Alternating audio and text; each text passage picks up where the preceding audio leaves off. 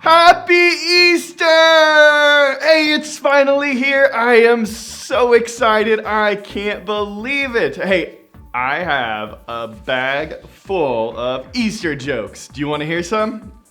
I thought so. All right. What happens if you get married on Easter? You live happily ever after.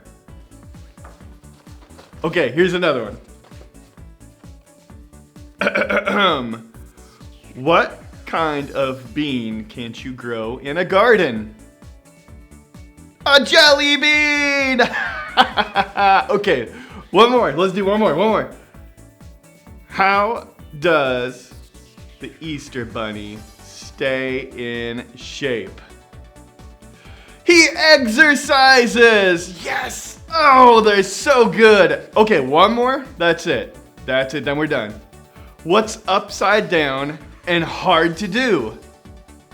Humility.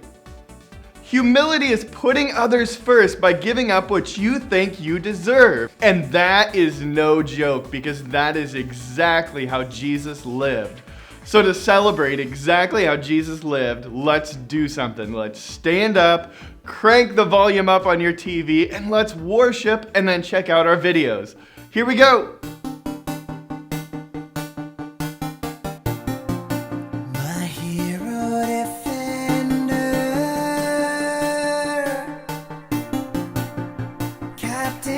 My soul, I will remember the victories you've won. As trouble comes my way in the darkest of days, I will look to you and lift my voice to say, I will not fear, for you are near. Super strong God, you're right by my side. When things are hard, you show your power. Super strong God, you're right by my side. Super strong God.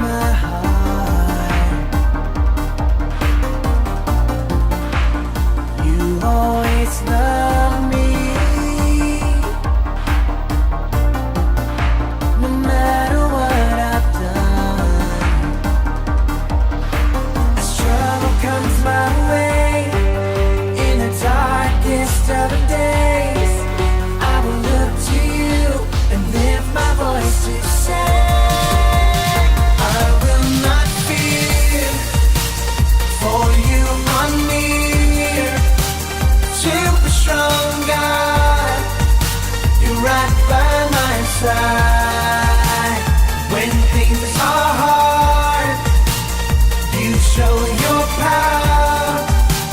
Super strong God, you fight by my side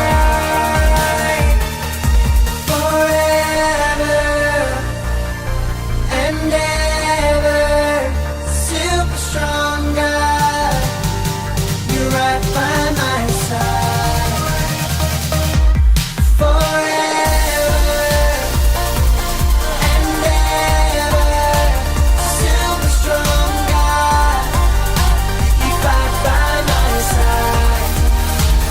I will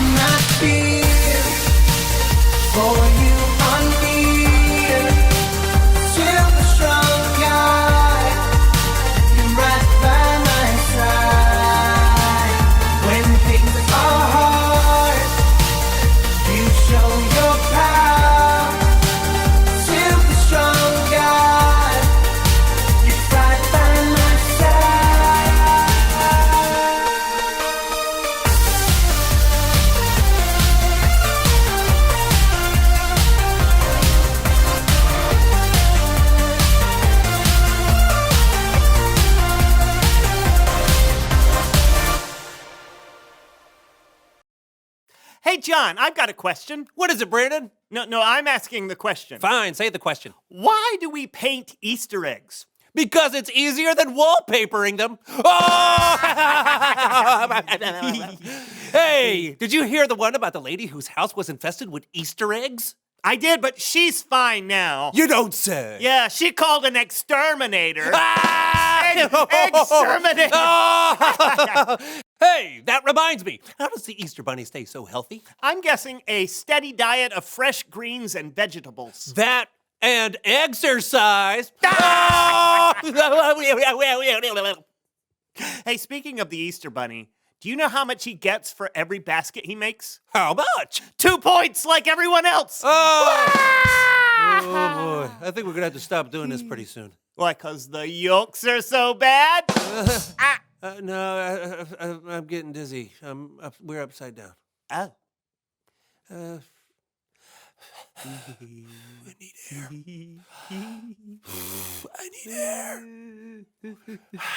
I can't see. Gotta wipe off my glasses. Okay.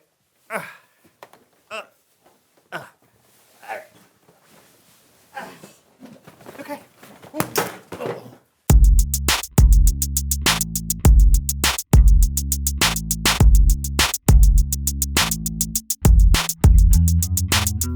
Welcome to the So-and-So Show. Happy Easter! I thought we were going to say that together. I'm so sorry. I just got excited. I understand. It is very exciting. Yo. Anywho, we're excited because it's time for our annual Easter egg hunt. John and Brandon's annual Easter egg hunt. That's what I said. Every year, we hide one Easter egg somewhere in the world for someone to find. Seems impossible, right? Yeah. Well, it is. No one has ever found the egg we've hidden. So this year, we tried to find someone so cunning, so clever, and so gifted at locating hidden objects, there was no chance they would fail. So please welcome someone who finds stuff. Greetings and saturations. I think you mean salutations. No, I wish. I'm sweating like a long-tailed cat in a room full of rocking chairs. It's hotter than the sun out here. Why don't you tell everyone who you are? My name is Leonard Fortescue, and I am a professional metal detectorist. But presently, I am a professional egg hunter. Did you solve our last clue, Leonard? Well, let's see here.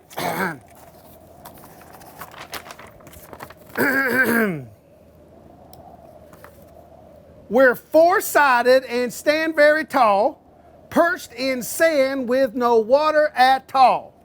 The tallest of us has been called great. Most think there's 3, but there's really closer to 80 thereabouts. Kind of loses the rhyme a bit at the end. Poetry is hard. What do you think, Leonard? Where are you now? Four-sided, tall buildings in the sand? I mean, where else would I be? All right. Yes, well done, Leonard. Did you find our next clue? You bet your gumdrops I did. Old Camilla here, she found it buried in the sand right over there. Hang on. I share a name with this very day. If you hope to find me, I'm far out of the way. I sit all alone in a watery bed.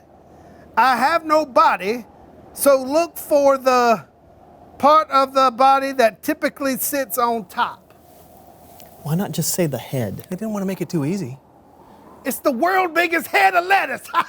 Or maybe a giant wheel of head cheese. That's delicious. I think it's pretty straightforward. And you better hurry. Your time's almost up. Oh, sweet petunias. I gotta get out of here.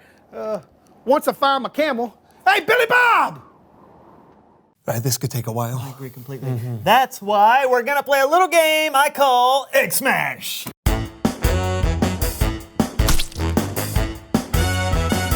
In front of us is a basket of a dozen beautifully dyed Easter eggs. We will each take turns smashing an egg on our own heads. How is this a game? It's a game of chance, my friend. 9 of these eggs are filled with confetti. The other 3 are raw. The first person to crack 2 raw eggs on their head loses. You got it? I got it. After you. Thanks so much. Yeah, you're welcome.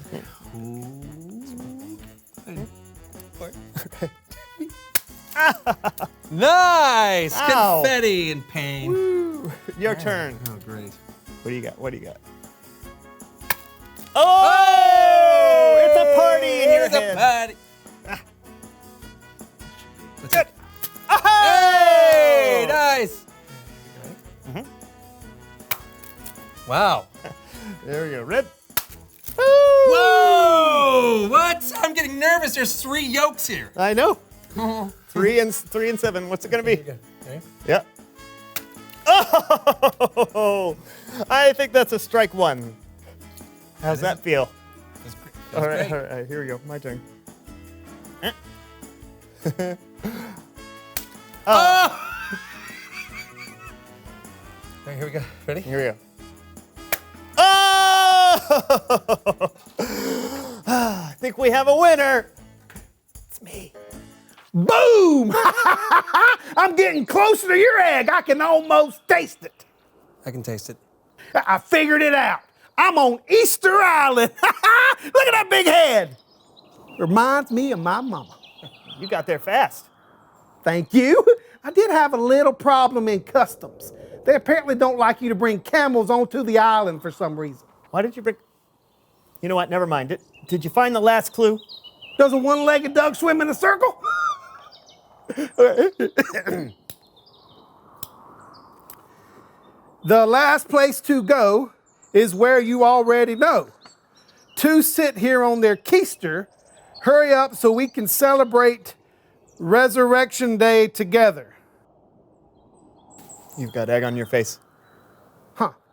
Oh, I see what you did there. This is the oldest trick in the treasure hunting book. Watch out, egg. I'm coming for you. That way. The Bible. It's 66 books of history, stories, letters, and poetry that fit together to form God's one big story. The epic adventure of how He created us and loves us so much that He made a way to rescue us. As we travel through the Bible, from Genesis to Revelation, we discover people who met God and found their lives changed forever. And now for an amazing story, inspired by the book of John, chapters 18 through 20. For months, the Jewish religious leaders had been making plans to silence Jesus. The things he said and did challenged the way they had always lived. He was upsetting the world as they knew it. It is better if one man dies for the people than if the whole nation is destroyed. Then, one of Jesus' closest friends, Judas, betrayed to the religious leaders where Jesus would be praying after the Passover meal. The leaders sent soldiers to arrest Jesus, and he allowed the mob to take him. Do you think I can't ask my Father for help? He would send an army of angels. But then how would the scriptures come true? They say it must happen in this way. As Jesus was tied up and led away, Jesus' closest friends scattered, though Peter and John followed at a distance. What was it like for them? Try to imagine for a minute that you're Peter. Only hours before, Jesus told you, Before the rooster crows, you will say 3 times that you don't know me. and you, Peter, protested that you would die before deserting. But now Jesus has been arrested, and if you get too close, they might take you too. So you trail along like a stray dog as soldiers haul Jesus inside the home of the high priest. What's happening in there? The servant at the door frowns as she peers at you. You aren't one of Jesus' disciples, are you? I am not. You're ashamed to lie, but what good will you be to Jesus if you get arrested too? You huddle close to the fire in the courtyard as voices float through a high-up window. What's this foolishness you've been teaching? I didn't say anything in secret. Ask the people who heard me. They certainly know what I said. You feel sick. Now they've taken Jesus. You know nothing will stop them. Someone else asks whether you're one of Jesus' followers, and you snap. No, I'm not. Minutes later, another man asks whether he saw you in Gethsemane with Jesus. Your stomach churns. Nope, not me. You realize you have denied Jesus 3 times, just as he said, and all you can do is stagger to your feet and run away, weeping. Now, imagine you're John instead of Peter. Somewhere in the chaos, you've lost Peter. So when soldiers haul Jesus away to the Roman governor, all you can do is follow, alone. From the back of the crowd, you witness the terrible drama as the governor Pilate brings Jesus out. What charges are you bringing against this man? He has committed crimes. Pilate takes Jesus away for questioning. You can only pray that he sees through all the lies and stops this madness. You're horrified when Pilate brought Jesus out again, battered and bruised. I find no basis for a charge against him. No, crucify him! Crucify him! Pilate hands Jesus over to the soldiers who force him to carry the heavy beams of his own rough cross. You know where they are going. Golgotha. It's a hill outside the city. As in a bad dream, you force yourself to follow. Along the dusty road, you find Jesus' mother, Mary, her sister, and Mary Magdalene. None of you can speak. You arrive at Golgotha in time to see soldiers nail Jesus to the wooden bars with heavy spikes and raise the cross up high. You strain your eyes to read the sign placed above Jesus' head. King of the Jews. You nearly choke on dust and grit. You've seen Jesus do amazing, powerful things, and yet he's allowed himself to be taken and battered. You glance over and see Mary sobbing, so you place your hand on her shoulder. When you look back up, you see Jesus watching his mother through the pain in his eyes. Dear woman, here is your son. Jesus looks directly at you, eyes filled with love. Here is your mother. Yes, Lord. You are overwhelmed to know that Jesus trusts you to take care of his own mother. But the terrible truth sinks in. Jesus knows that he will die. He's planning on it, just as he's been saying for weeks.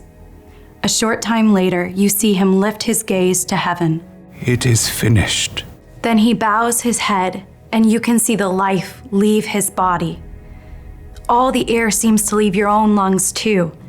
You thought Jesus was God's chosen one. How can he be dead? Now, as we move ahead, imagine you're Mary Magdalene, one of Jesus' close followers. Unlike so many others, you've dared to stay there, at the cross. And once Jesus is dead, you dare to follow the men who take his body for burial, Joseph of Arimathea and Nicodemus. A garden tomb. The evening has faded, and it's now the Sabbath. You want to honor Jesus by anointing his body with spices, but it will have to wait until the Sabbath is over. So you stay hidden indoors until early Sunday morning, then you make your way through the dark streets. The stone. What will I do about the stone? As you arrive, you recall that a heavy stone was rolled to block the entrance of the tomb, but now... It's gone! You gasp as you peer inside the tomb. Gray light reveals. It's empty! Heart pounding, you race back through the streets to the home where the disciples are staying. They have taken the Lord out of the tomb. We don't know where they have put him. You can see the shock in Peter's face. John gapes, and then they both begin to run to see for themselves. At a loss, you follow slowly, weighed down with exhaustion and confusion. When you reach the garden, you see Peter and John ahead, trying to make sense of it. You hang back as they leave again. What more is there to say? As the first rays of dawn light up the garden, you reach the tomb. Tears spill down your face as you bend to look inside once more. 2 figures in radiant white sit where Jesus' body lay. You can't even begin to think what this means. Woman, why are you crying? They have taken my Lord away. I don't know where they've put him. You turn away to catch your breath and find another man standing right there. At first, you think Peter or John has returned, but it's not one of them. Maybe it's a gardener. Woman, why are you crying? Who are you looking for? Sir, did you carry him away? Tell me where you put him, then I will go and get him. Mary. The moment he speaks your name, you see, you understand. It's Jesus. Teacher. You fling yourself at his feet because there isn't anything else you can do. Gently, he touches your shoulder. Do not hold on to me. I have not yet ascended to the Father. Instead, go to those who believe in me. Tell them, I am ascending to my Father and your Father, to my God and your God. You rise to your feet, still weeping, but your tears are full of joy. You start to run again because you can't wait 1 second more to deliver the news. I have seen the Lord. Jesus chose to face death for those he loved, and now he's defeated it. Jesus is alive. It's the best news ever for everyone across all time. Wow, what a story. At first, that seems like a really sad story. I mean, they did some pretty terrible things to Jesus. He went through a lot. He endured more than any human should ever have to go through. But that's not the whole story. They didn't take Jesus captive. He gave himself up. As a matter of fact, in the Bible, in Matthew, Jesus says, "Do you think I can't ask my Father for help?" He would send an army of more than 70,000 angels right away. They didn't kill Jesus. He gave up his life. And the best part of that is, he gave his life up for us. He gave his life up. He died for you and for me. And here's where it gets awesome. After 3 days, he didn't stay dead. He rose again. He came back to life. The question is, what does Easter mean to you? To me, it means Jesus lives. He's alive. He beat death. He came back and he did it for us. He did it for all of us. And that is why I celebrate Easter. And that is why I celebrate Jesus every day. So think about it. Why do you celebrate Easter? Hey, I hope you guys all have an awesome Easter. Think about Jesus, think about what he did, and don't eat any of the black jelly beans because they are so gross. But I hope you guys all have an awesome Easter, and I can't wait to see you soon. Till next week.